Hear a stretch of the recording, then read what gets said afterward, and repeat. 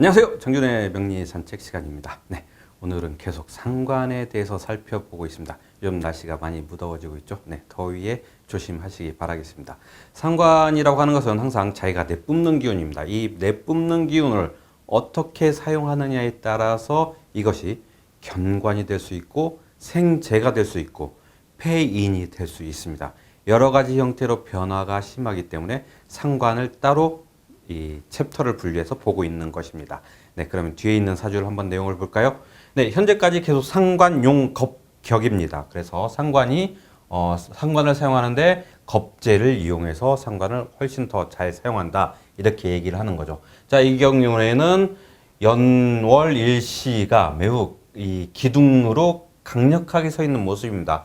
개라는 수의 기둥이 서 있고 갑인이라는 기둥이 서 있고 또 다시 개해라는 일주가 서 있고 갑인이라는 시주가 서 있습니다. 이렇게 수목 이렇게 강력한 모습이고, 그러니까 이런 경우에는 수생목이 가장 강력하게 일어난다는 얘기죠. 그래서 이런 경우에는 성격이라든지 이런 것들도 매우 간결하게 깔끔하고 간결한 성품이다, 이렇게 볼 수 있습니다. 그리고 상관이 이렇게 강하기 때문에 순간적인 몰입도가 매우 높아집니다. 그래서 무엇인가 일을 할 적에 자기가 집중을 한다고 할 적에는 매우 순간 몰입도가 강하기 때문에 효과를 빨리 볼 수가 있는 거죠. 대신 상관에 갖고 있는 특징이 순간 몰입도는 강하지만 이것도 해보고 저것도 해보고 여러 가지 하는 그런 형태가 발생하기 때문에 그런 것들만 좀 조절하면은 상관을 사용하는 데는 문제가 없겠습니다. 또한 상관을 사용하는 데는 계획성을 갖고 있어야 되겠죠. 그러니까 이것도 해보고 저것도 해보고 이것저것 다 해보다 보면은 그렇게 시간만 보내게 되는 거죠. 그러니까 자기가 갖고 있는 그 기운을 사용하는데 계획적이고 단계적으로 사용할 수 있는 나름대로의 시간표를 성립시키는 게 바로 인성입니다. 이게 바로 폐인한다는 것입니다. 그렇기 때문에 이런 경우에는 인성을 갖고 있는 것이 가장 좋은 의미일 수도 있고, 또한 상관생재로 해서 아예 재성으로 훅 넘어가는 이런 관계가 있게 되겠습니다. 여기서 어떤 것이 더 좋은 건지를 본문 내용을 보면서 살펴보도록 하겠습니다. 차수 목 상관이다. 이 사주는 수목 상관이다. 수가 목의 상관을 쓰는 그러한 모습이다. 네, 상관격은 완전히 갖췄죠. 월지가 임목이니까 인월에 태어났는데 그의 천간으로 간목이 나타났으니까 상관격은 완전히 갖췄다고 볼 수 있겠습니다. 기무제, 기쁜 것은 그것에 재성이 없는 것이다. 네, 재성이 없다는 것은 화가 없다라는 얘기죠. 이 수에게 재성은 화니까 화의 기운이 없는 것이 가장 기쁜 일이다. 왜 그런 얘기를 했는지 한번 볼까요? 고개지서향이다. 그러므로 그 뜻을, 글을 읽는 그 책의 향기에 그 뜻을 계속 이어갈 수 있었다. 그러니까 공부를 할 수 있었다라는 얘기를 하는 겁니다. 화가 없기 때문에 여기에서는 화로 나가서 생재를 하지 않고, 그러니까 이런 경우에는 재성이라고 하는 것은 여자, 재미 이런 것들에 치우치지 않고 오로지 상관 쓰는 것에만 머물러 있었다. 그것이 기쁜 일이다. 그래서 공부를 계속 할 수 있었다라고 얘기를 하는 게 임철초 선생님의 관점입니다. 다시 한번 계속 읽어보도록 하겠습니다. 혐, 기, 지지, 인해, 화목이다. 싫은 것은, 혐의가 되는 것은 지지에 있는 것이 임목과 해수가 화에서 목이 되는 거다. 그래서 상관이 태중한 것이다. 그래서 난수 청운이다. 청운의 꿈을 펼치기에는 어려움이 있었다라고 하는 겁니다. 네, 여기서 인의 한목을 얘기하는 거죠. 여기에서 우리가 살펴본 것은 임철초 선생님의 관점은 재성이 있으면 항마재가 끼었다라고 보는 겁니다. 그래서 재성이 있으면 무조건 공부는 텄다라고 하는 거죠. 그런데 저의 관점은 좀 다릅니다. 재성으로 제가 옛날에도 말씀드렸지만 재성으로 공부하는 사람이 있습니다. 그리고 상관으로도 공부하는 사람이 있습니다.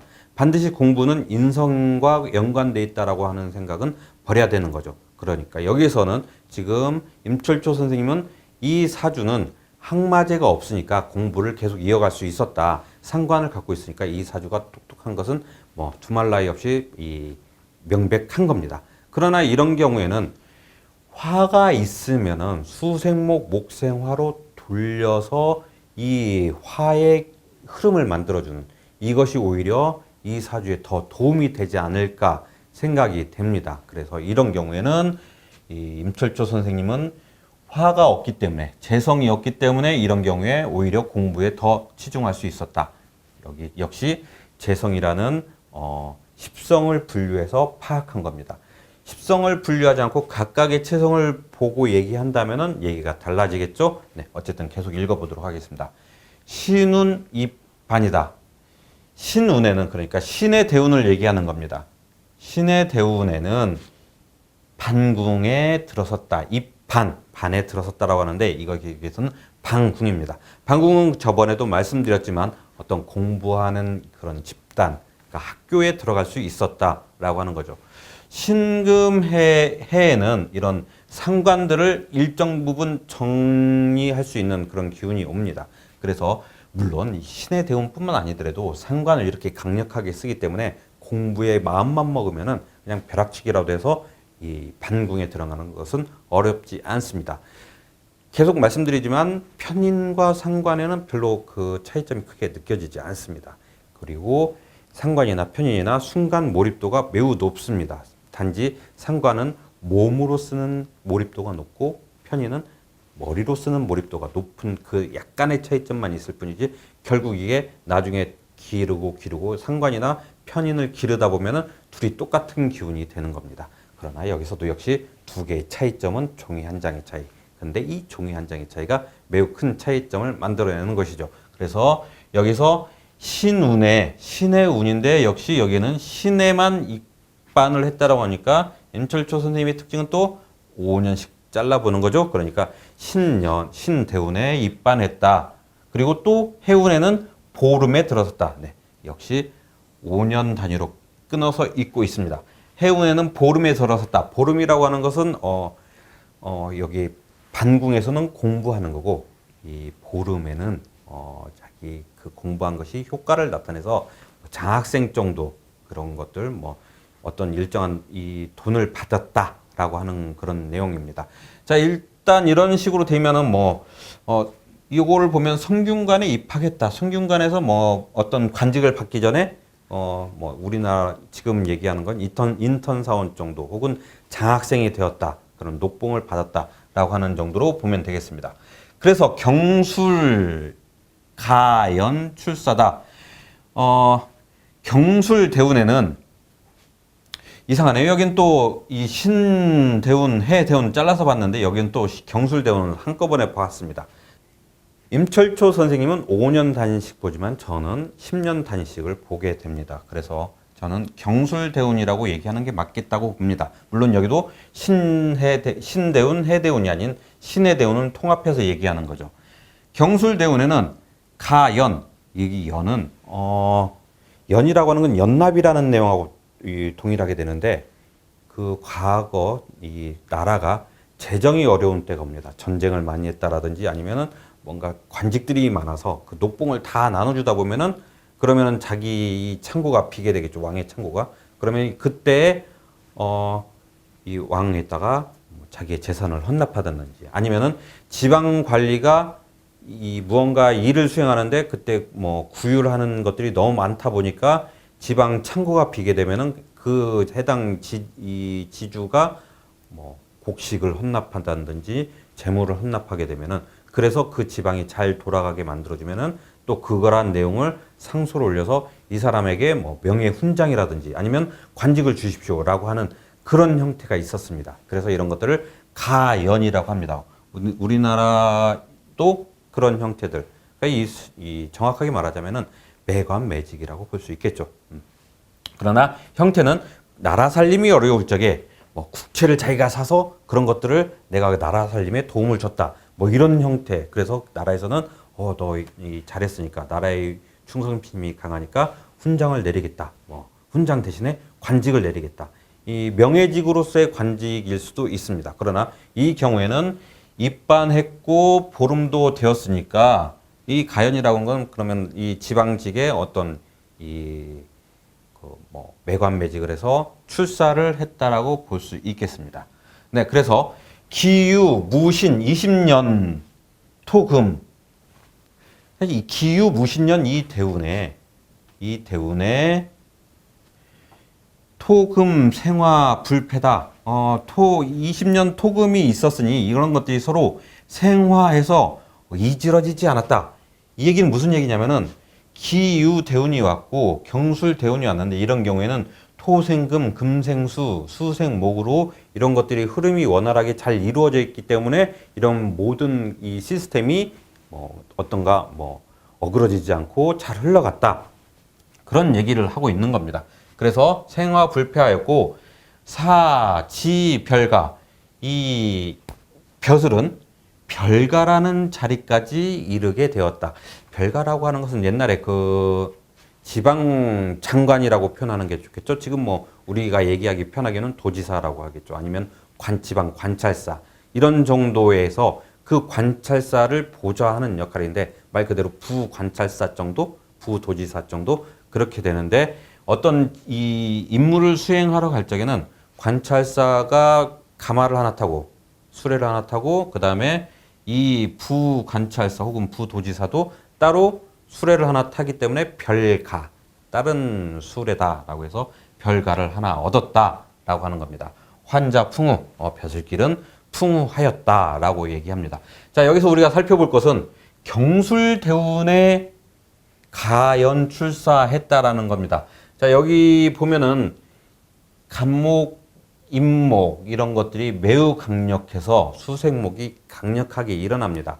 그런데 경술대운에는 경금이 일단 이 간목들이 뻗어나는 것들을 정리를 해줍니다. 그러니까 여기에서는 개수로서는 인성이 와서 간목 상관을 조절해주는 역할을 하는 거죠. 그래서 이 경우 상관 폐인한 모습을 이뤘다라고 볼 수 있겠습니다. 물론 이 사주 내에 인성이 없기 때문에 정확하게 폐인이라고 하기는 어렵지만은 그래도 운 중에 인성이 왔기 때문에 간목을 정리를 해준다. 뻗어나가는 모든 것들을 자기가 계획표를 갖고 움직이게 된다. 그래서 폐인 형태가 되었다. 또 하나 술토라고 하는 것은 이 경우에 임목이 뿌리를 내릴 수 있는 어떤 안정성을 갖춰주는 겁니다. 상관이 자기가 능력을 사용하는데 그런 능력을 이 바탕 위에서 써라 하고 토가 와서 목을 지탱해주는 그런 모습인 거죠. 그 전까지는 수의 기운들만 계속 와서 결국에는 떠 있는 모습이 되는 겁니다. 참 여기서 또 하나 살펴볼 것은 이 계대운, 임자대운에는 모두 다 또 수의 대운들이 계속 밀려오는 형태죠. 그러니까 이런 경우에 임목이 여기서 수의 기운을 빨아들이는 이런 형태들을 매우 강력하게 역할을 해왔다라고 볼 수 있겠습니다. 계속 말씀드리지만 화치승룡이고 수탄기호입니다. 이런 경우에는 계해대운 임자기운, 임자대운에는 이 수의 범람한이 만만치 않았던 겁니다. 그렇기 때문에 이때 임목들이 서로 작용하지 않았으면 입반될 수 있는, 방궁에 들어갈 수 있는 역량도 못 키웠을 거라고 보고 있습니다. 그래서 임목들이 이때 계해대운, 임자대운에 매우 큰 역할을 했다고 볼 수 있겠죠. 그리고 경술대운에는 간목을 정리를 해줘서 상관 여러 가지 뻗어나간 것들을 정리를 해서 기운을 한 군데다 집중시켜주는 이런 형태를 만들어냈고 수를 토는 이때 임목이 뿌리를 내릴 수 있는 그런 역할을 했다라고 볼 수 있겠습니다. 기후무신대운에는 역시 폐인 형태로 움직였다. 정리를 해주는, 그러니까 여기서 인신충이 발생하지 않습니까? 라고 물어볼 수 있겠습니다. 그러나 이 경우에 해수가 있기 때문에 완충 역할을 해줍니다. 그래서 인신충은 바로 일어나지 않고 또한 대운에서 충을 논하기에는 조금 그렇습니다. 그래서 이런 경우에 기유대운, 무신대운에 이 사주가 화를 못 본 대신에 금을 보았다라는 것은 그래도 어느 정도 폐인을 했다라고 하는 겁니다만은 제 관점에서는 이런 경우에는 어디 병화가 하나 있다라든지 이런 형태였으면은 이런 경우에 단순히 조우 형태뿐만 아니라 이 사주가 어떤 상관이 하나의 집중력을 발휘하는 그런 역할을 했을 거라고 봅니다. 방금 전에도 경금이 간목을 정리해줘서 하나로 이 기운을 집중시켜줬다고 얘기를 했습니다만은 그거는 외부적인 차단으로 인해서 만들어낸 거고, 간목이 병화를 본다는 것은 외부 차단의 문제가 아니라 본인이 스스로 병화를 찾아가는, 그러니까 재성이지만 이런 경우에 어떤 특정한 목적성을 갖고 있는다라고 하는 거죠.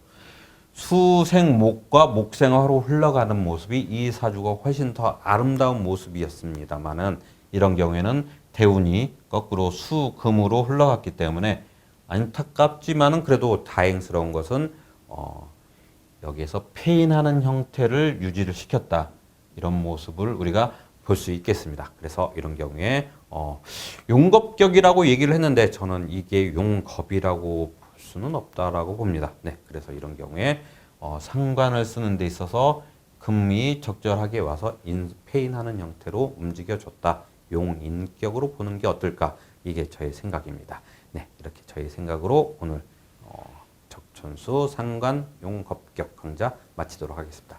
감사합니다.